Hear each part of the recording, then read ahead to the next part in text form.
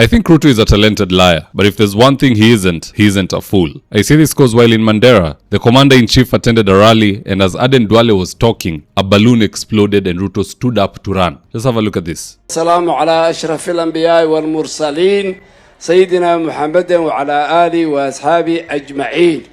Nabi kusalliha. And this was Rigath's response to Ruto running away. Ya mwisho, nimeona huyu Kasongo akijigamba. Iko watu wananitisha mimi. Mimi ni rais wa Kenya. Anatisha nani? Watajua mimi ni rais. Huyu mtu ni mwoga, hujaona. Jana alikuwa Mandera, anajigamba. Kuna watu wananitisha. Mimi ni rais. Watanipeleka wapi? Watajua mimi ni rais wa Kenya. Akiongea namna hiyo, baluni ikapasuka. Kasongo akatoka mbio, anajikojolea, anatoroka. Hiyo mtu ni mwoga, si mwoga. Ni bure, si bure. Sasa wewe Kasongo, hapo Mandera, unasikia tu baluni imepasuka. Sauti tu ya baluni, karibu unagonga watu. Unatoroka, karibu vujika mguu. Karibu unajikojolea, alafu unasema ati wewe mwanaume huwezi tishwa. Sasa ni mwoga, si mwoga. Now in this video, I want us to look into why, according to me, the protection levels of President Ruto are lower than most people realize, and what we need to do about it as a nation. And so with no further ado, let's get after it. Now the first reason why I believe Ruto's security team is a joke is the lack of bulletproof glass to protect the president on stage when addressing Kenyans. Remember, Trump was shot in the ear not too long ago, hapa kwa masikio, and it was a bullet intended for his head. It's just that he turned his head in the last minute and it went through his ear. And as a result, all public rallies that Trump goes to, he has to speak behind a bulletproof glass to protect him. Here's a prime example.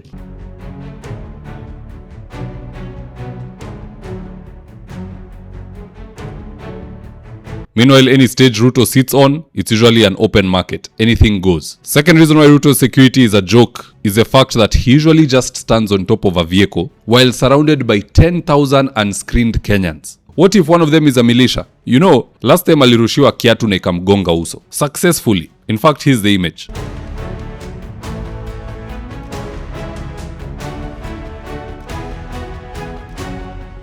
Now imagine if that was not a shoe and instead it was a hammer, nyundo, imetupwa na speed and velocity. Si leo hii angekuwa the new director Nick Fury from Marvel. For those who don't know Nick Fury, here he is.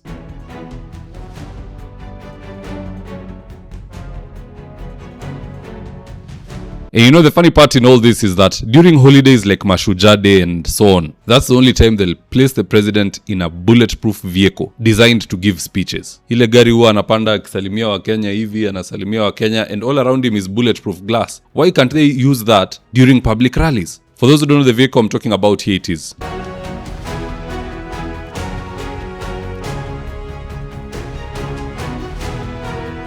So what I'm wondering is, why can't this be a tradition? Badala ya rais kuzunguka na gari ambayo iko na bulletproof glass kusalimia wa Kenya, and then when he's meeting the Kenyans right there, close proximity, ati amevaa tu bulletproof jacket. That is his only protection. Yule gunman wa America alipiga Trump kwa masikio. So what I'm saying here is this. Must this country be brought to its knees for us to get serious? Let's not wait. Last time alirushiwa kiatu. Next time atujue atatupiwa nini. Na hata kama si huyu rais, it could happen in the next presidency or the next presidency. You know, the Americans, they also used to have that behavior. The president would sit in a convertible vehicle so that he can greet the people and they can see him face to face. That is how JFK Kennedy died. He was assassinated by a sniper in the back seat. You can go check the video. If I put it here, there'll be copyright issues, and also YouTube doesn't allow that kind of thing to be posted. But the videos are out there. So what we are saying is simple. When the president is on any stage, let there be a bulletproof glass to protect him hapo mbele. When he's on top of any vehicle addressing Kenyans, which is something he does every other day, ikuwe ni ile gari kama hiyo wanazunguka nayo Mashujaa Day with bulletproof glass all round. That does not just go for the president, it goes for Gachagua, Kalonzo, and others. And if the president would do it, then let the opposition do it. Rigiji already huwa anavaa bulletproof helmet and bulletproof jacket. Sasa waongeze hiyo kioo na mambo itakuwa sawa. But other than that, it's just a matter of time. We don't know if it is this presidency or the next political season or who will be the casualty, but it must be addressed. Wangekuwa na hiyo kioo, angekuwa natoroka ati balloon imelipuka pale. You just sit, because whatever it is, ikuwe ni balloon, ikuwe ni sniper 50 caliber bullet haizi pita kwa hiyo kio. Mnapigwa risasi as you're just closing your suit muki-exit. So anywho, that's just my take on the matter, guys. Do drop me your comments in the comment section below and I'll do my best to read them and to give you a response. So with that, here today's ads of the day. If you're still managing rentals using notebooks and caretakers, see how Joel Karangu Maina switched to a system that runs his 76 units automatically. Every month, caretakers traveled to his office with handwritten records. Balancing the math took hours. Payments never merged and tenants never got receipts. Then Joel switched to Bomahat, Kenya's award-winning property management software. Now payments update automatically, receipts go out via SMS, and every report is just one click away. He now runs all 76 units from his phone. No chaos, no confusion. Join hundreds of landlords doing the same.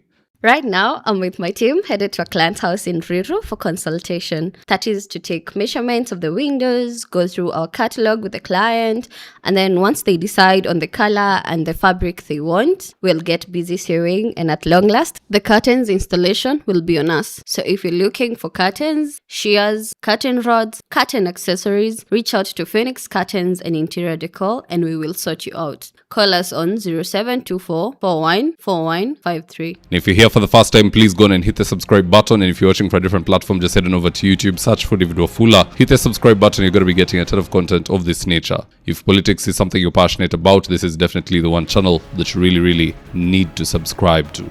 Alright guys, adios.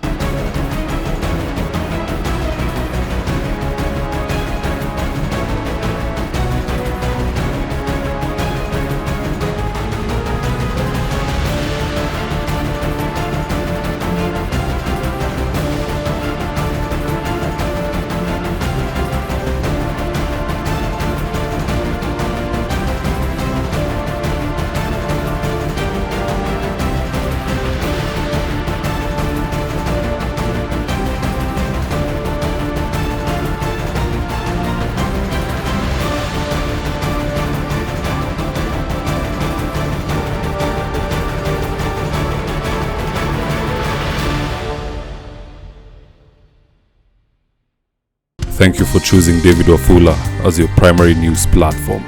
We put countless hours in research, recording, and editing. By showing up each and every day to watch our videos, you encourage us to generate more videos for the viewers. We are on a mission to inform, educate, and build a better tomorrow. To our thousands of followers in a world full of presidents, kings, and queens, you are the real gem. Adios.